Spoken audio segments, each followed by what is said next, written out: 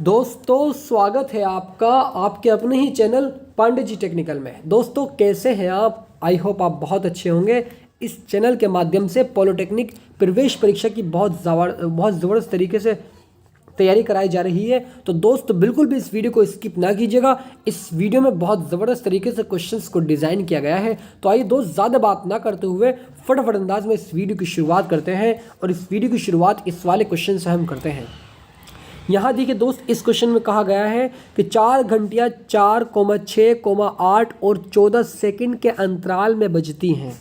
वे चारों 12 बजे इकट्ठा बजना प्रारंभ करती हैं। वे चारों घंटी जो हैं वो 12 बजे बजना प्रारंभ करती हैं। किस समय वे फिर इकट्ठी दोबारा बजेंगी, ये हमसे पूछा गया है। तो आइए दोस्त किस तरह से इस क्वेश्चन को सॉल्व करते हैं। सबसे पहले इस क्वेश्चन का स्टेप ये है कि 4, 6, 8, 14 का हमें गुणनखंड कर लेना है। किस तरह से, आइए देखते हैं। 4, 6, 8, 14 इसका हम गुणनखंड करते हैं। तो इसका गुणनखंड किस तरह करते हैं आपको बहुत अच्छे से पता होगा, फिर भी मैं इसका कर देता हूँ। आइए करते हैं।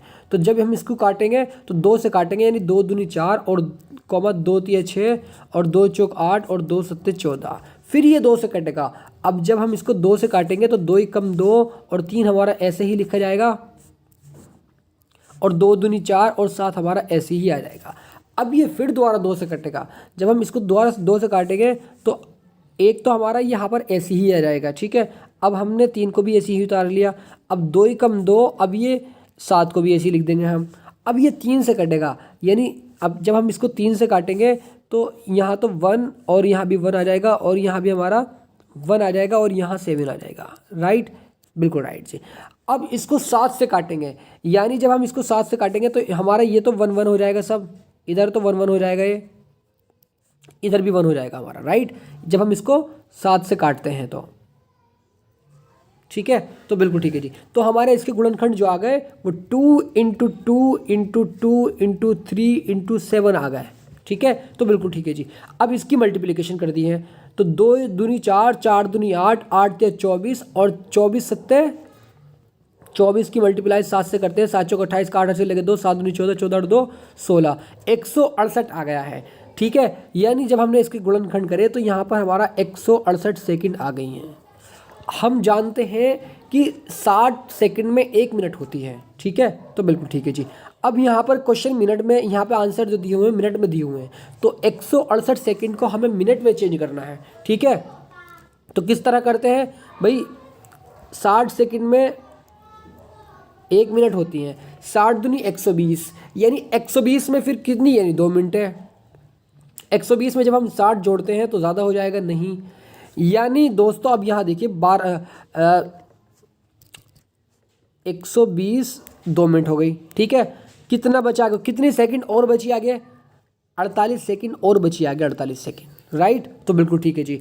तो अब दोस्त यहाँ देखिए 2 मिनट तो ये हो गई, इसको हमने 2 मिनट लिखा, ठीक है। और 48 सेकंड, 2 मिनट 48 सेकंड, 12 बजे तो वो बजना प्रारंभ करती हैं। वे दोबारा किस समय और बजेंगी, ठीक है। तो दोबारा वो सब एक साथ जो बजेंगी वो 2 मिनट 48 सेकंड के बाद एक साथ और बजेंगी। मतलब 12 में 2 मिनट 48 सेकंड और ऐड कर देने हैं, यानी option number A is the correct answer. 12 बजकर 2 मिनट 48 सेकंड में वे दोबारा बजना प्रारंभ करेंगे। आई होप दोस्त ये क्वेश्चन आपको बहुत अच्छे से समझ आ गया होगा। सिंपलीफाई बस इसके हमें गुणनखंड कर देने हैं। गुणनखंड करने के पश्चात उसको हमें मिनट में कन्वर्ट कर देना है, फिर 12 में वो जोड़ देना है, उसका आंसर निकल करके आ जाएगा। 2010 में क्वेश्चन पूछा जा चुका है। आइए दोस्त फटाफट अंदाज में नेक्स्ट क्वेश्चन की तरफ चलते हैं और इस क्वेश्चन को भी सॉल्व करते हैं। इस क्वेश्चन में कहा गया है कि 4y की पावर 4x माइनस के 9y की वाई स्क्वायर एक्स क्यूब तथा 4y square x square plus के 6y एक्स क्यूब का महत्तम समापवर्तक क्या होगा, HCF क्या होगा। तो हमें इसका HCF ज्ञात करना है, हाईएस्ट कॉमन मल्टीपल, इसकी फुल फॉर्म होती है HCF की, ठीक है। 2005 में क्वेश्चन पूछा जा चुका है। तो दोस्त यहाँ पर देखिएगा, इसको हम एक दफ़े लिख लेते हैं, यानी 4y की पावर 4x माइनस के 9y square x cube. Right, बिल्कुल राइट जी। अब दोस्त यहाँ देखिएगा, हमें यहाँ पर क्या कॉमन दिख रहा है भाई, वाई स्क्वायर यहाँ पर भी है और वाई स्क्वायर यहाँ पर है, मतलब वाई की पावर 4, वाई की पावर 4 को हम y square into y square लिख सकते हैं ना। तो वाई स्क्वायर यहाँ भी आ रहा है, वाई स्क्वायर यहाँ भी आ रहा है, और एक्स यहाँ पर भी है, एक्स क्यूब यहाँ पर भी है। तो यहाँ से हम इसको लिख सकते हैं एक्स स्क्वायर एक्स। तो यहाँ से हमारा जो पूरे पोर्शन में से कॉमन आ जाएगा वो आ जाएगा हमारा वाई स्क्वायर एक्स हमारा कॉमन आ जाएगा। राइट, बिल्कुल राइट। अब दूसरी समीकरण देखिएगा, यहाँ पर और कुछ कॉमन तो नहीं आ रहा है। यहाँ पर दूसरी समीकरण जो है 4y square x square plus के 6y एक्स क्यूब। राइट, अब यहाँ से देखिए दोस्त, y स्क्वायर यहाँ पर भी है, y यहाँ पर भी है, मतलब सॉरी y यहाँ पर भी है और y स्क्वायर यहाँ पर है। इस y स्क्वायर को हम y इंटू वाई लिख सकते हैं, तो y यहाँ पर भी हो गया, यहाँ पर भी हो गया, तो y को हमने यहाँ पर लिख दिया। राइट, बिल्कुल राइट। अब इस 6 को हम लिख सकते हैं 3 इंटू 2 और इसको हम लिख सकते हैं 2। ठीक है, तो यहाँ से कॉमन जो निकल करके आ गया हमारा 2 आ गया। ठीक है, तो बिल्कुल ठीक है जी।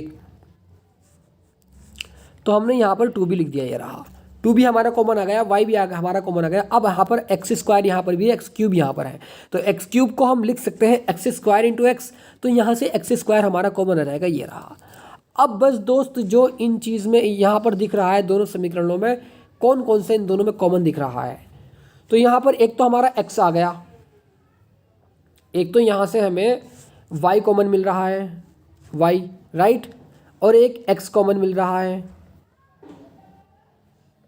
yx कॉमन आ रहा है ना।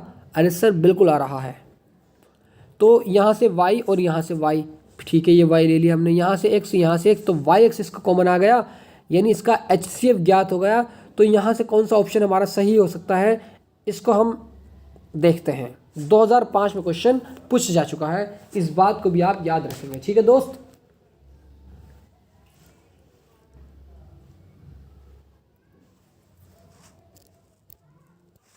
अब हम देख सकते हैं कि yx इस ऑप्शन में कहाँ आ रहा है, तो yx बी ऑप्शन में आ रहा है, यानी हमारा बी ऑप्शन सही है। Option number B is the correct answer. I hope ये क्वेश्चन आपको बहुत अच्छे से समझ आ गया होगा, 2005 में क्वेश्चन पूछा जा चुका है।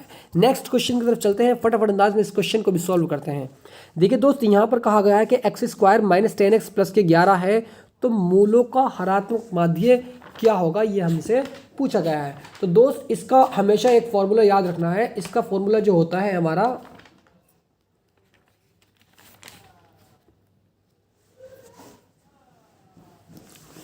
हरात्मक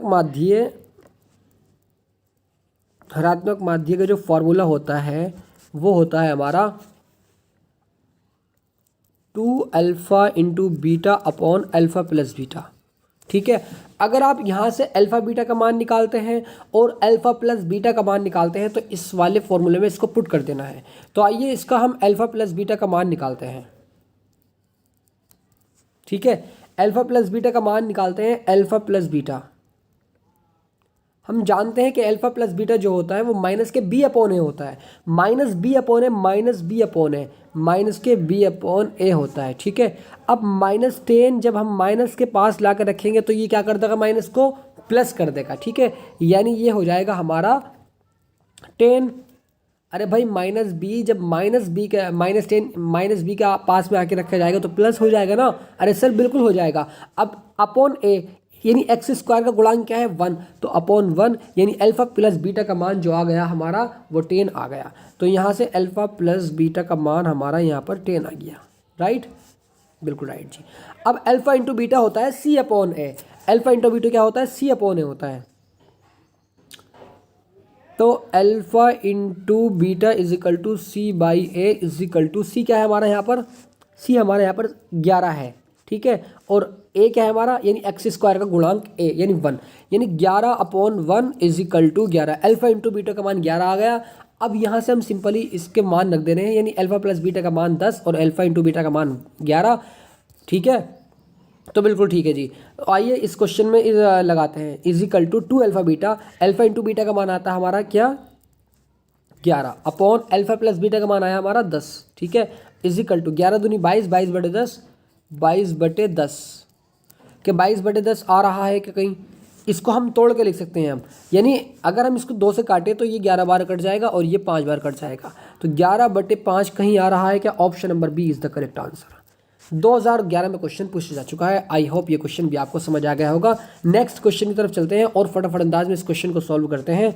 √3x² प्लस के 11x प्लस के 3√3 6√3 के इजिकल टू 0 के मूल क्या होंगे, ये हमसे पूछा गया है। तो दोस्त कभी भी आपको इस तरह के फैक्टर करने हो तो किस तरह से करते हैं? सबसे पहले x² और जो c है उनके आपस में गुणांक करते हैं, ठीक है। जब √3 की मल्टीप्लाई √3 से होगी तो 3 हो जाएगा, और 3 की मल्टीप्लाई जब हम 6 से करेंगे, ठीक है, तो 6 18 तो हमारा आ जाएगा ये, यानी 18 के टुकड़े हमें ऐसे करने हैं कि प्लस करके तो 11 आ जाए और मल्टीप्लाई करके 18 ही आना चाहिए। तो इस तरह से होंगे √3x² प्लस के 9 दूनी 18।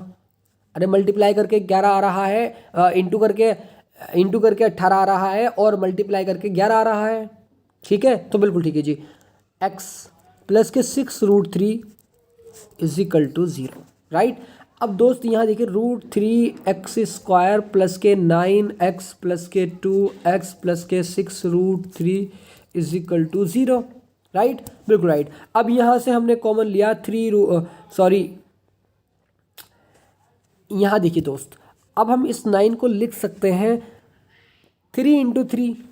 एक स्टेप और देखते हैं यहाँ पर, √3x² प्लस के इसको हम लिख सकते हैं 3 × 3। जब हम 3 × 3 लिखेंगे और इस 3 को भी हम लिख सकते हैं √3 × √3। अरे सर बिल्कुल लिख सकते हैं। तो √3 हमने √3 इसको लिखा, √3 × √3, ठीक है। अब हमारा ये आ जाएगा x, तो हमने ये x लिख दिया प्लस के 2x, ठीक है, बिल्कुल ठीक है जी। अब इस 6 को भी हम लिख सकते हैं 3 × 2। अरे लिख सकते हैं नहीं? अरे सर बिल्कुल लिख सकते हैं। तो प्लस के 3 × 2 और √3 इजिकल टू 0। अब दोस्त यहाँ देखिएगा √3x यहाँ पर भी है और √3x यहाँ पर भी है, कॉमन निकाल लेंगे इसको हम।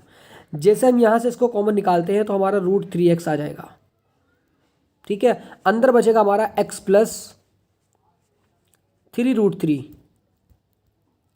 ठीक है। तो बिल्कुल ठीक है जी।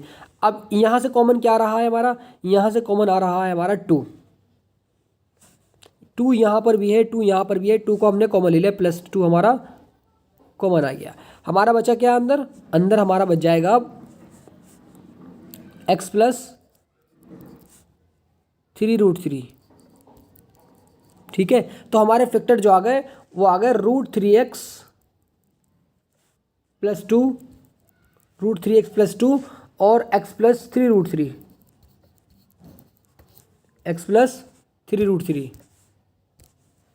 ठीक है। तो कौन सा ऑप्शन में सही है? x का मान और निकालेंगे ना यहाँ से। अरे x का मान यहाँ से निकालेंगे तो यहाँ से x इजिकल टू माइनस के 2/√3, ठीक है, और x इजिकल टू माइनस के 3√3,